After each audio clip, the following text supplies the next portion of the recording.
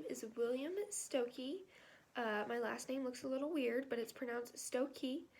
A little bit about myself. I was born July 21st in Lancaster, New Hampshire, in the year of 1919. When I died on April 4th, 2000 in Chevy Chase, Maryland. Unfortunately, I'm no longer alive. I had one younger brother named Jim, and we were best friends, inseparable. We had so much fun together.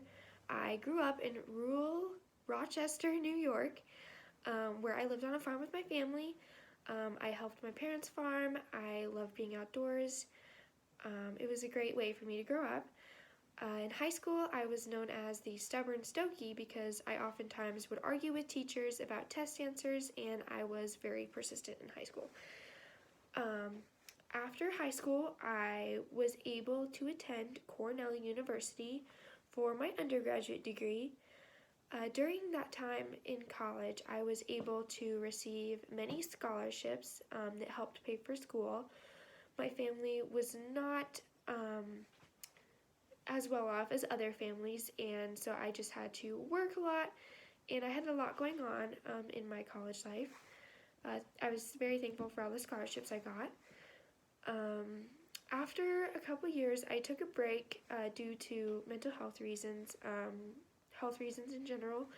But then I was later able to go back to Cornell University, and that is where I met Ruth Palmeter, who was also a Cornell student, and she ends up being my wife. We were married in November of 1942, and Ruth was my rock. She was everything. I mean, I went through a lot in my life, but she was always there for me. After marrying Ruth in 1942 of November, my brother Jim passed away shortly after that in December of 1942. And this was a very hard time for me as the two of us were very close. Like I said earlier, we were inseparable. For a short time, Ruth and I worked on my family's farm to help them. But after we did that, we were able to go back to Cornell University for our graduate degrees. During that period of time, we had two children, Helen and James. And then later on in life, Ruth did become ill with Alzheimer's disease, and luckily, with my career, I was able to care for her for a period of time.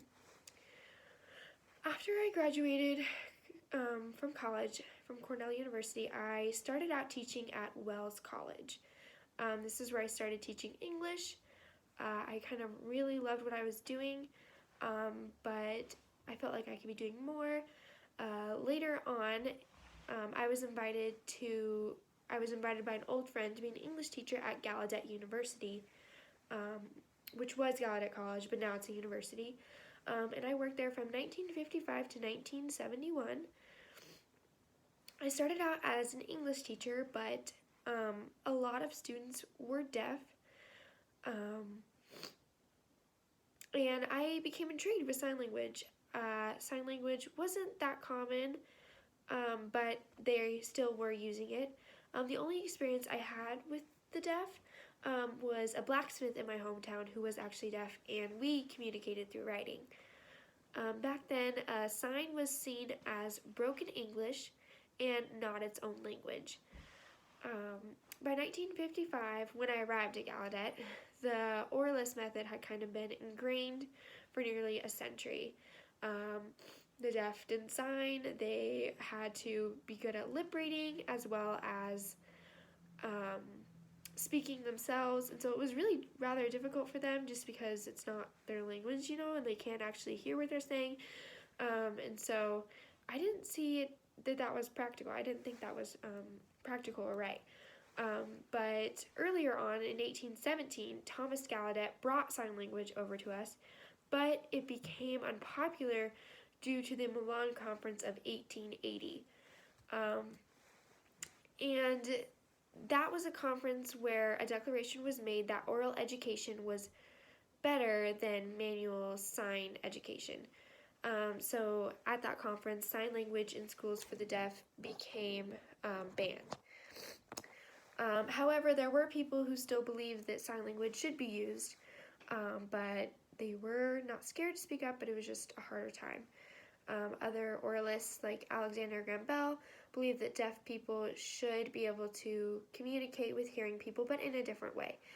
He had a deaf wife, which is kind of why he was actually very interested and helpful to the sign language community. So back then, when I started at Gallaudet University, students were punished for using sign language because it was banned. If you were deaf, you were expected to lip read and speak. Even though they were not allowed to use sign language, it was definitely kept alive by them, signing to each other in the dorms and just using it, when other people aren't around. This is kind of when I realized that the system was wrong and seriously flawed. That's not right. I think people should be able to communicate in the best way for them.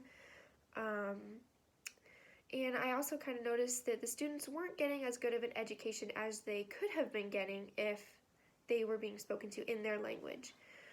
A lot of my colleagues didn't see the situation as their fault, or they didn't care to do anything about it. They were like, it's not my business, why should I care, or why should I do anything? And that kind of made me really disappointed because we're there to educate those and, educate people, and it's really hard to do that when they're not learning through the best way for them possible. They said they were trying to make the students normal and to help integrate them into society. When I started asking and doing research on sign language, everyone on both sides, deaf people and hearing, were both very concerned and curious as to why I was interested. I faced opposition from both sides because I was going against the normal, what was normal for them. But after doing a lot of research and just kind of being in it and talking to students, I was able to publish my findings of sign language called Sign Language Structure. And that's kind of when people started getting really mad at me because I didn't have a degree in linguistics, so they're like, why are you even looking into this? Why are you studying this? But I just kind of, I wanted to do my own thing, and I wanted to, learn more and prove that sign language, in fact, is a language. I mean, people used it to communicate. But I did receive a lot of backlash, but luckily that didn't stop me from pursuing it. After that, I received a grant from the National Science Foundation for $22,000, which today is equivalent to $170,000, so it was quite a bit of money. Luckily, that helped me to further investigate sign language and study it further. The first step in doing that was I needed to get record and documentation of the different signs in the culture. So after 4 years of research, I did ask a student of mine to help. She would do the signs for us, and we would kind of write them down. We used a method of writing down sign language as its actions, so sometimes it's hard to directly write down how to do it, but we did use a method, and it is a little bit hard to go into detail, but I was able to, with her, create the first sign language dictionary. Sorry, old people problems here. I was able to publish a dictionary with Casterlin and Krumberg, and we published the first dictionary of American Sign Language. After that, people kind of started to say that I had discovered a language, even though really I just was helping it come through.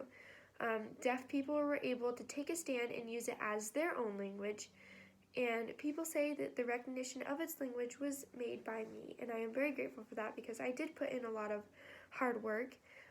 It did make me really sad that, no, at first it wasn't taken seriously, and I am very grateful that now it is a language. In fact, it has its own dialects, has its own syntax, and I am just so grateful that it's come to where it has, and I think my kind of work and study eventually led it to become a part of society, and there's deaf communities, and there's a whole deaf culture out there that people even don't know about today. And so I am grateful that I was able to enlighten people on that, as well as leading to rights and education routes for people who are deaf. And so, yeah, thank you.